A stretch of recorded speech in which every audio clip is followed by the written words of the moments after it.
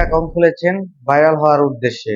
TikTok অ্যাকাউন্টের মধ্যে অনেক ভিউ হইতেছে, অনেক লাইক আসতেছে, কিন্তু হঠাৎ যদি আপনার অ্যাকাউন্টটি হ্যাক হয়ে যায় অথবা অ্যাকাউন্টটি চলে যায় তখন কি করবেন? আজকের এই ভিডিওতে দেখাবো আপনার টিকটক অ্যাকাউন্টটি কি সুরক্ষিত আছে কিনা, এটা কিভাবে চেক করবেন। অন্য কোনো ডিভাইসে, অন্য কোনো মোবাইলে আপনার ডিভাইসটি আপনার অ্যাকাউন্টটি কি ব্যবহার করতেছে কিনা কিভাবে চেক করবেন।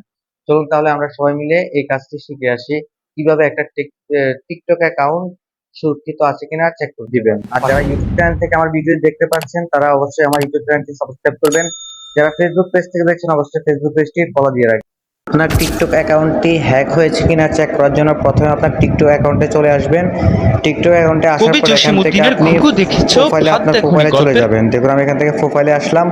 প্রোফাইলে আসার পরে উপরে দেখবেন যে থ্রি লাইন নামে একটি অপশন আছে, থ্রি লাইনের উপরে ক্লিক করতে হবে আপনাকে। থ্রি লাইনের উপরে ক্লিক করলাম, এখান থেকে নিচে দেখবেন যে সেটিংস অ্যান্ড প্রাইভেসি নামে একটি অপশন আছে, এখানে ক্লিক করবেন। ক্লিক করার পরে এখান থেকে উপরে দেখবেন যে সিকিউরিটি নামে একটি অপশন আছে, সিকিউরিটিতে ক্লিক করবেন। দেখুন আমি ক্লিক করলাম। সিকিউরিটি ক্লিক করার পরে এখানে উপরে দেখবেন ম্যানেজ ডিভাইস নামে একটি অপশন পাবেন, ম্যানেজ ডিভাইস উপরে ক্লিক করতে হবে আপনাকে।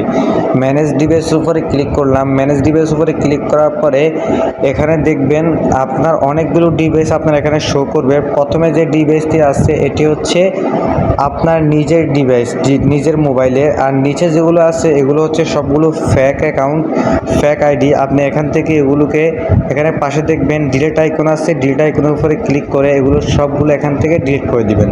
আশা করি বুঝতে পেরেছেন কিভাবে টিকটক অ্যাকাউন্ট সুরক্ষিত আছে কিনা চেক করতে হয়।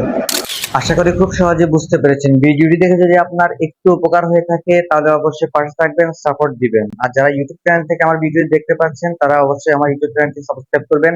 যারা ফেসবুক পেজ থেকে দেখছেন অবশ্যই ফেসবুক পেজটি ফলো দিয়ে রাখবেন। দেখা হবে নতুন কোনো ভিডিওতে। ধন্যবাদ সকলকে এতক্ষণ পাশে থাকার জন্য।